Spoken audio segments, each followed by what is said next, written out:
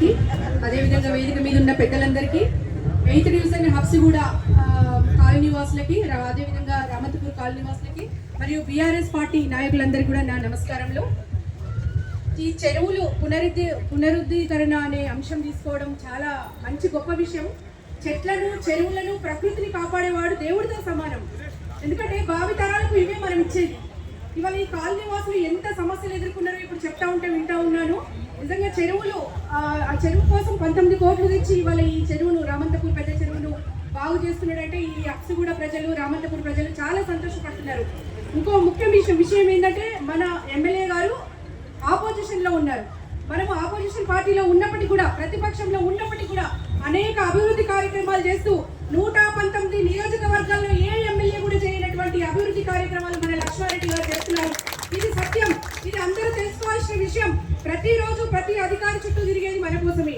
ఎక్కడికి పోయినా స్కెడ్యూల్లో నేను ఈ కలెక్టర్ దగ్గరికి పోతున్నా, ఈ ఆర్టీఓ దగ్గరికి పోతున్నా, ఈ ఆఫీసర్ దగ్గరికి పోతున్నా, ఈ కాలేజీ విద్యా సంస్థల అధినేతలు కలుస్తున్నా, మీకు ఏమైనా ప్రాబ్లం ఉంటే రండి నాతో అని చెప్పే ఏకైక ఎమ్మెల్యే మన ఎమ్మెల్యే గారు.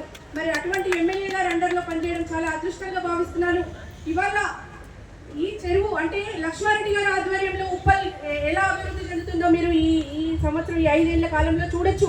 చాలా నిస్వార్థంగా ఎవరికి ఏ సమస్య ఉన్నా, విద్యార్థులకు సమస్య ఉంటే కాల్ టు బిఎల్ఆర్, ఆరోగ్య సమస్యలు ఉంటే కాల్ టు బిఎల్ఆర్, వృద్ధులకే కావచ్చు, ఇంకా వేరే ఏ రకమైన సమస్యలు ఉన్నా కూడా కాల్ టు బిఎల్ఆర్. ఎవరి చుట్టూ తిరగాల్సిన అవసరం లేదు. బిఎల్ఆర్ గారికి ఒక్క ఫోన్ కొడితే చాలు. ఎటువంటి హడావిడి లేకుండా, హంగామా లేకుండా కుడి చేతితో సహాయం చేస్తే ఎడమ చేతి కూడా తెలియని వ్యక్తి బిఎల్ఆర్ గారు.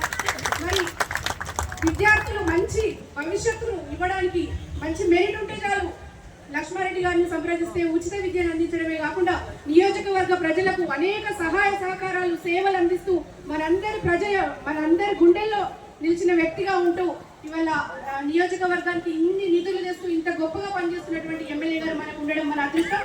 నిజంగా మళ్ళొకసారి కూడా బిఎల్ఆర్ గారు వస్తారు.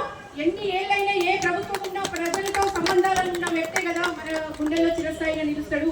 కాబట్టి బిఎల్ఆర్ గారికి మంచి అవకాశాలు రానున్న రోజుల్లో ఉన్నాయి. మనందరి సహాయ సహకారాలు, ప్రేమానురాగాలు బిఎల్ఆర్ అందరికీ ఉండాలని మనస్ఫూర్తిగా కోరుకుంటూ జై బిఎల్ఆర్.